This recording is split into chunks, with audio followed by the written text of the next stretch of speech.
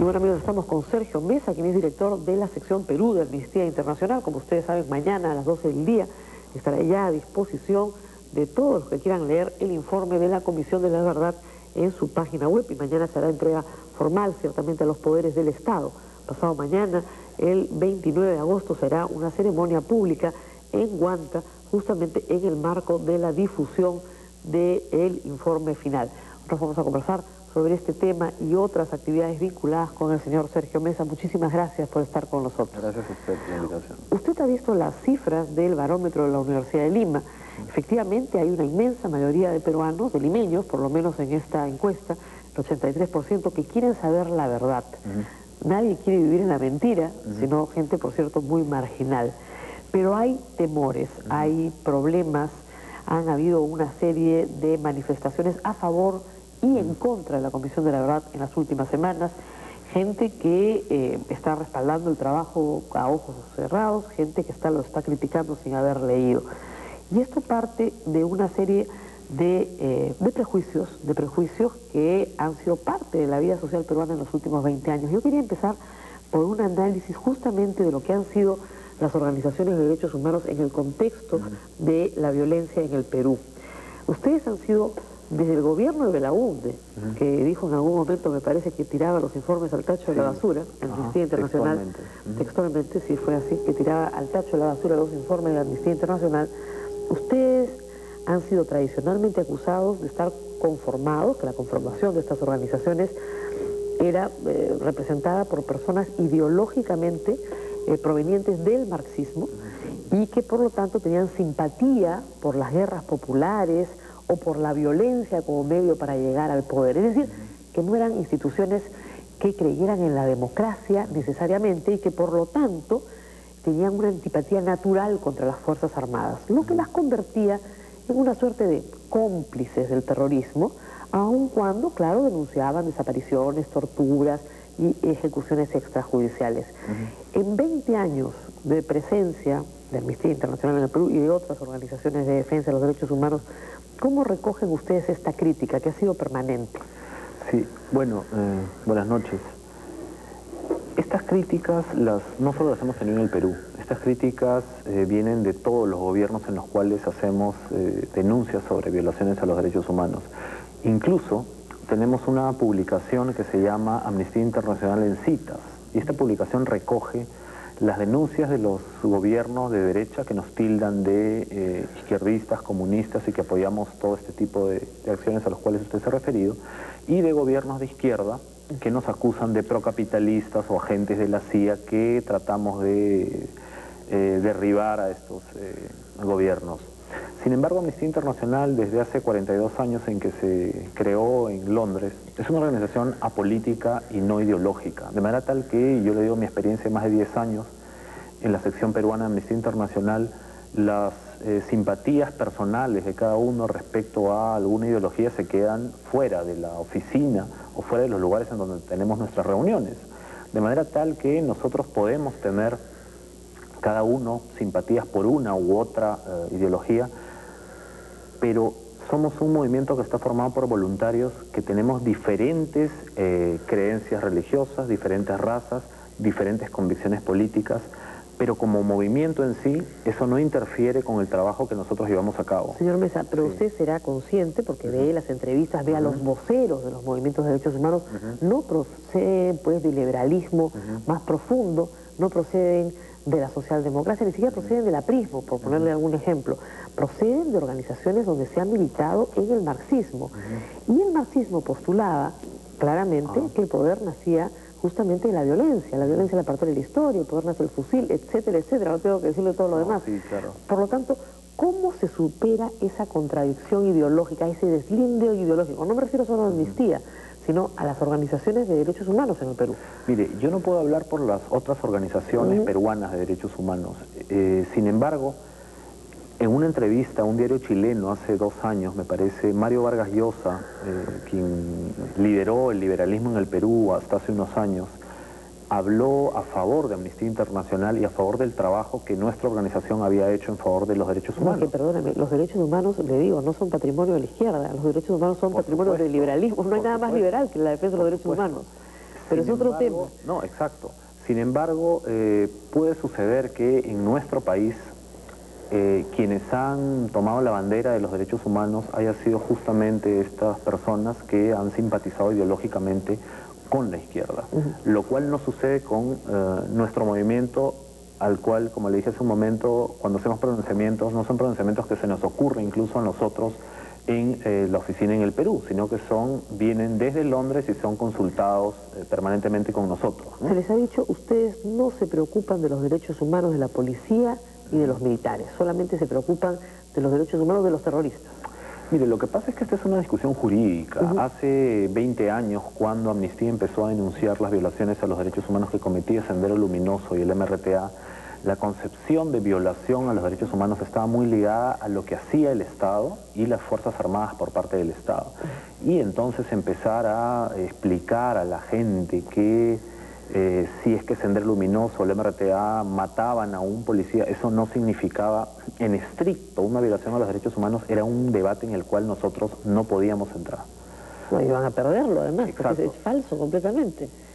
Sin embargo, esto ha evolucionado en los últimos años, y es así como nosotros vemos cómo el Estatuto de Roma que crea la Corte Penal Internacional es un primer instrumento en el cual hay muchos crímenes de lesa humanidad que hasta antes se consideraban que solo podían ser cometidos por el Estado y que a partir de ese momento son considerados que cualquier grupo de oposición armada puede cometerlos. Así es.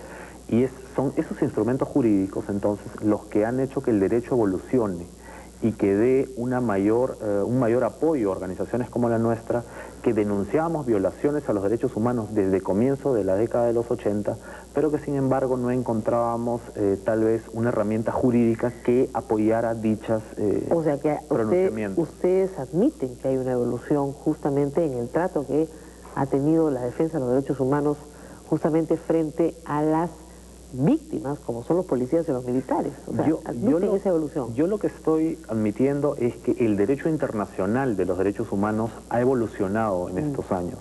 Y este derecho es el que nos permite, por ejemplo, hoy día, llevar a una persona perteneciente a un grupo de oposición armada a la cárcel por haber torturado, lo que no se permitía, por ejemplo, en el año 85, cuando ya había la Convención contra la Tortura, que preveía que solo los funcionarios del Estado, es decir, miembros de las Fuerzas Armadas o Policía, podían cometer tortura. Pero en el año 85-86, un miembro de Sendero Luminoso que cometía el mismo acto no podía ser catalogado bajo esa convención. Bajo esa convención. Ahora, recordemos que no existía una norma que sancionara la tortura hasta el año 98. Entonces, estoy poniendo un ejemplo. Entonces, bajo esa convención, en derecho internacional, la tortura era una cosa, era un acto que solo podía cometer un agente del Estado. Bajo esa convención, que es la que norma el derecho internacional sobre la tortura, quienes no pertenecían a las Fuerzas Armadas o a la Policía no podían cometer tortura. Recién a partir del Estatuto Roma del 98, eso cambia. Ahora, sobre la verdad, lo que le puede decir el común de la gente es que la verdad es que efectivamente murió mucha gente inocente en el Perú, mucha gente inocente pobre, olvidada y marginada, pero la Policía Nacional y las Fuerzas Armadas no salvaron. Y ustedes, las organizaciones de derechos humanos, quieren desacreditarlos a través de casos individuales lamentables pero excepcionales. Y eso es muy peligroso porque la subversión existe todavía y ¿quién nos va a salvar frente a la subversión? Ese es el común de la calle. Es una posición comprensiva, sí, es una pena que tanta gente haya muerto, efectivamente sus deudos merecen toda la compasión del mundo, pero no se puede desacreditar a la Fuerza Armada y ustedes quieren hacer eso a través de casos individuales. Bueno, lamentablemente nuestra sociedad y nosotros los peruanos hemos estado acostumbrados durante mucho tiempo a que haya impunidad en muchos ámbitos.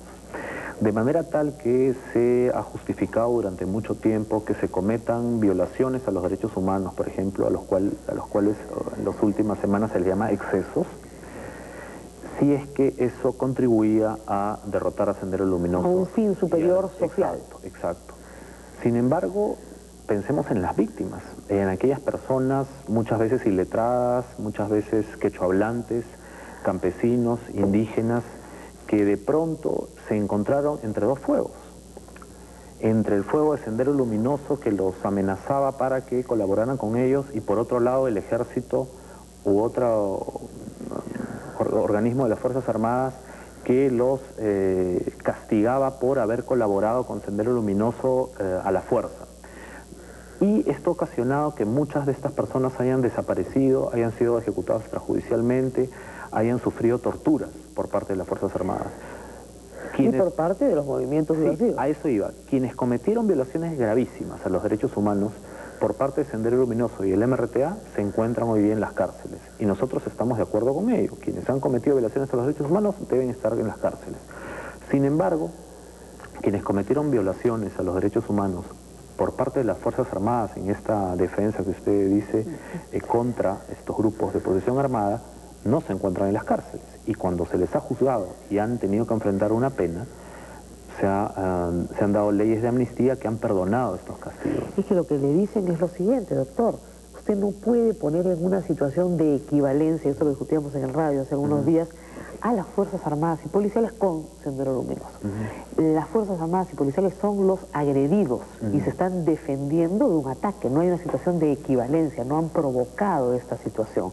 Y por lo tanto merecen una protección mayor por parte de la sociedad, porque van a ser los que van a defender a la sociedad más adelante. Si la sociedad los descalifica en su lucha contra la subversión, pues no tenemos forma de defendernos contra una subversión que existe hoy. ¿Cómo se responde ese argumento?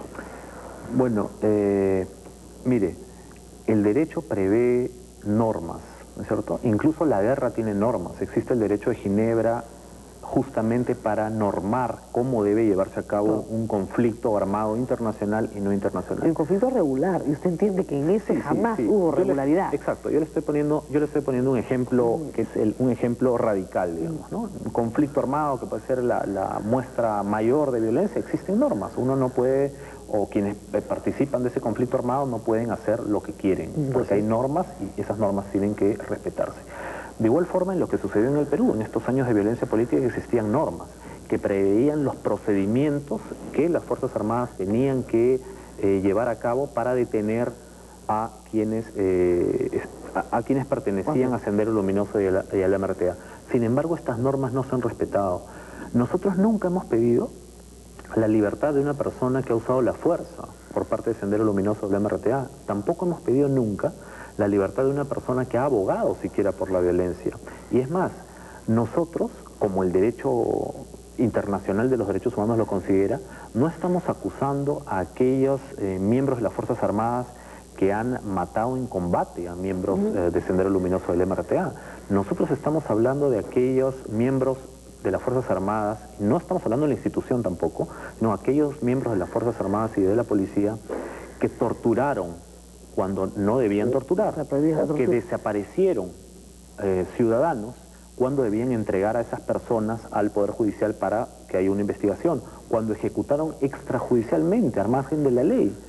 Y eso no podía hacerse, eso está prohibido por todas las propias leyes peruanas y por nuestra propia Constitución. Está muy claro. Yo le estoy haciendo esas preguntas justamente porque el público las está haciendo también.